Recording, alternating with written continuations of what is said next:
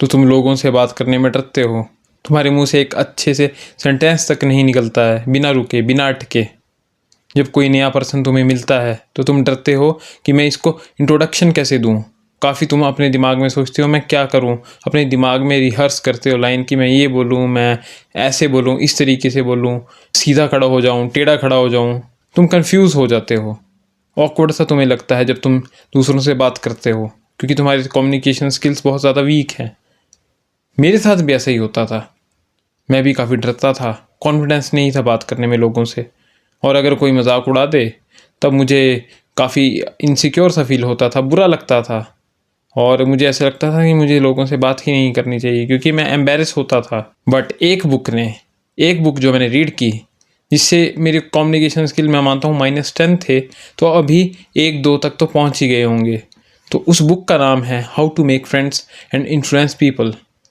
ये बहुत ही अच्छी बुक है।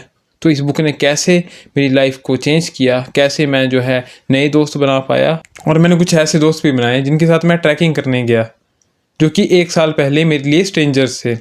तो इस वीडियो को पूरा एंड तक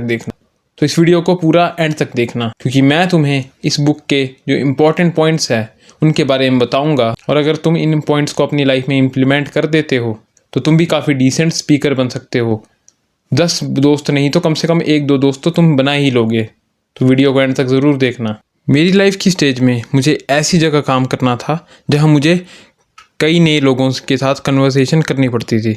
मैं एक लाइब्रेरी मैनेज करता हूँ, अभी भी मैं वही जॉब कर रहा हूँ। तो उस जॉब में मुझे नए नए स्टूडेंट्स के साथ मिलना पड़ता है, बातचीत करनी पड़ती है, एडमिशन के लिए बातचीत करनी पड़ती है, नेगोशिएशंस करनी पड़ती हैं।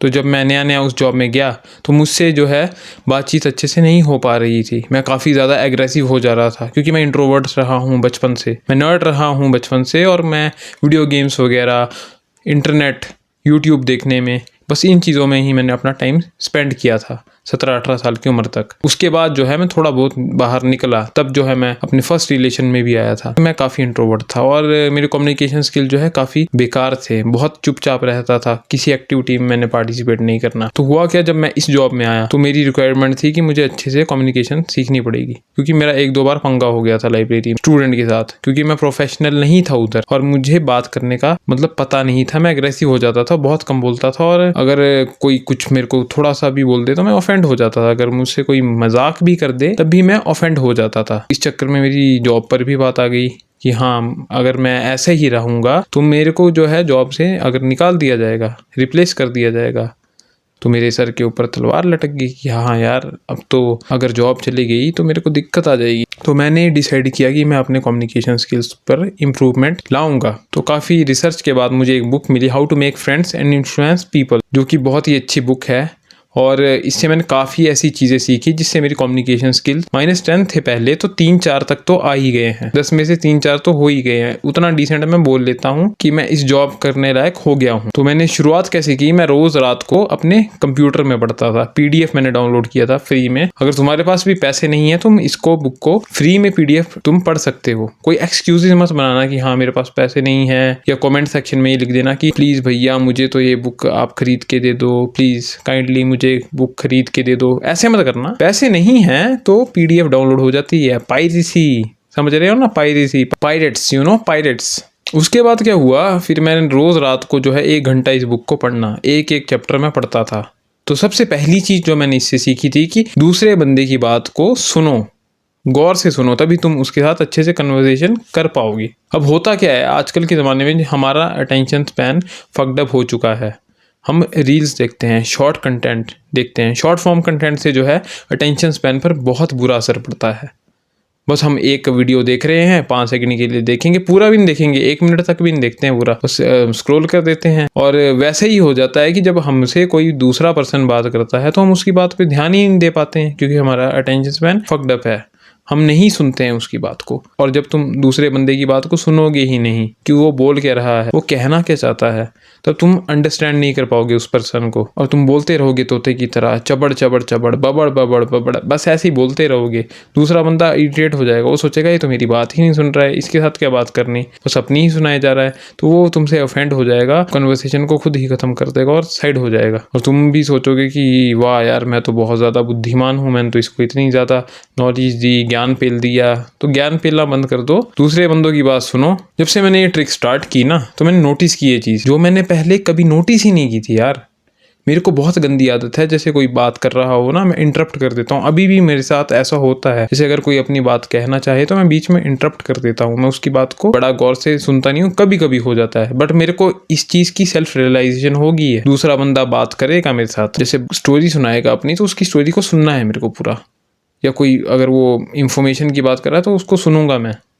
या उसको कोई दिक्कत है, प्रॉब्लम है, तो उसका सोल्यूशन ढूंढना है, तो उसको भी सुनूंगा मैं, अच्छे से सुनूंगा, ताकि मैं उस सोल्यूशन को ढूंढ पाऊँ कि हाँ कैसे इस बंदे की हेल्प की जाए। तो जब से मैंने इस ट्रिक को यूज़ किया, तो लाइब्रेरी में काफ़ी जो है बच्चों को मेरा काम पसंद आया कि ये बंदा जो है बात सुनता है, प्रॉब्लम को समझता है और हेल्प भी करता है। तो इससे मेरे को काफ़ी हेल्प मिली। और अगर तुम भी इसको अपनी लाइफ में इम्प्लीमेंट करोगे तो काफ़ी तुम अच्छे दोस्त बना सकते हो।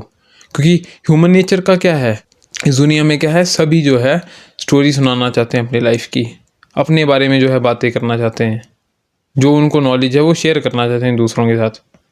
इसलिए दूसरों की बातों को सुनो। अगर तुम दूसरों की बातों को सुनोगे तो दूसरा पर्सन तुम्हें जो है रिस्पेक्ट करेगा कि हाँ इसने मेरी बात को सुना, मेरे साथ कन्वर्सेशन की, और तुम्हारा वो पर्सन अच्छा दोस्त भी बन सकता है।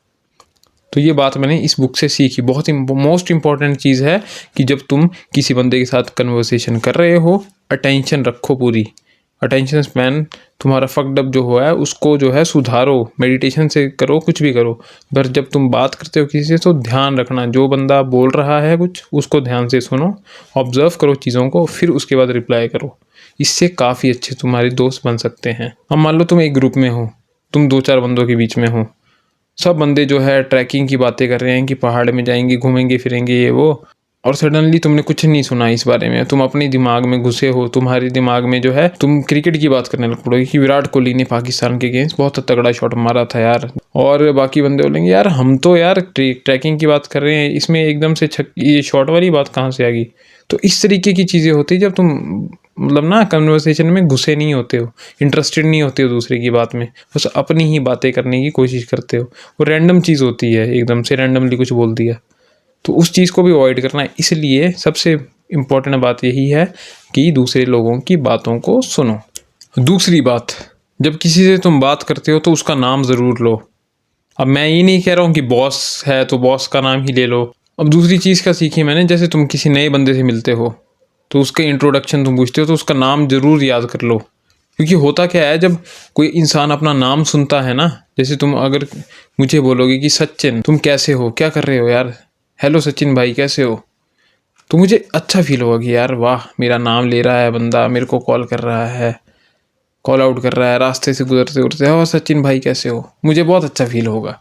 क्योंकि ह्यूमन की ऐसी नेचर है कि वो अपना नाम सुनता है तो बहुत खुश होता है। अगर तुम रास्ते में चले हो, कोई बोल रहा है सचिन और भाई कैसा है, सचिन यार ये काम कर दे, सचिन यार तू तो मतलब मस्त काम करता है, सचिन यार आजकल जा रहा है वॉक पे, तो ये चीज़ ज़रूर करना। नाम सुनने में बड़ा मज़ा आता है कि हाँ यार अब मेरा नाम ले रहा है, कोई नाम लेके पुकार रहा है, इसको बंदे को मेरा नाम याद है यार, मतलब मेरी कुछ पहचान है दुनिया में कि इसको मेरा नाम याद है, ये बंदा मेरे को भूला ही नहीं, मेरा नाम याद रखा है इसने।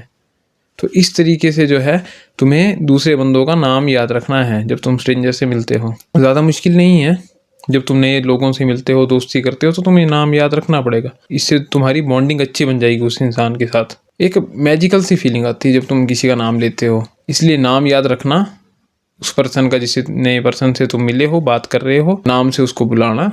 अगर कोई भैया हैं बड़े, अगर रिस्पेक्ट देनी है तो गौरव भैया कैसे हो आप, है ना। अगर कोई छोटा है तो हाँ भाई गौरव कैसा है तू, बढ़िया है।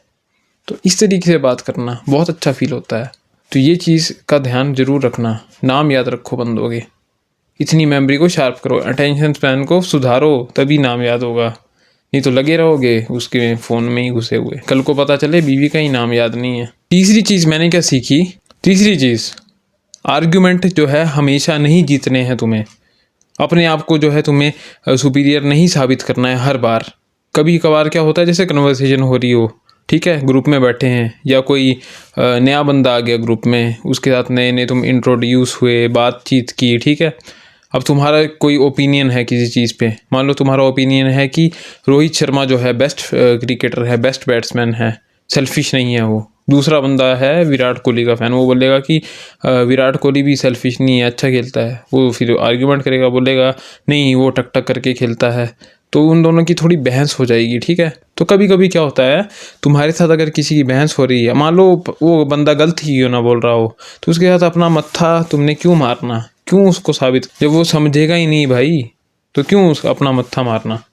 या अगर तुम्हारी भी गलती है, ठीक है, अगर तुम किसी चीज़ के बारे में श्योर नहीं हो और तुम भी आर्ग्यूमेंट कर रहे हो, तो उससे जो है तुम्हारा ही नुकसान होगा, दूसरा बंदा ऑफेंड हो जाएगा। ना तुम उसको दोस्त बना पाओगे, ना तुम उसके साथ नॉर्मली जो है अच्छे से कन्वर्सेशन कर पाओगे कंटिन्यू, और वो कन्वर्सेशन वहीं ख़त्म हो सकती है। इसलिए इस बुक से मैंने ये काफ़ी इंपॉर्टेंट बात सीखी है कि आर्ग्यूमेंट को हमेशा नहीं जीतना होता है, क्योंकि हार कर जीतने वाले को ही बाजीगर कहते हैं। इस बुक से मैंने कुछ प्रैक्टिस मेथड्स भी सीखे हैं जो मैं तुम्हारे साथ शेयर करना चाहता हूँ। पहली चीज़ है, रोज़ प्रैक्टिस करो। रोज़ अपने आप को कैमरे में रिकॉर्ड करो, या तुम मिरर भी यूज़ कर सकते हो।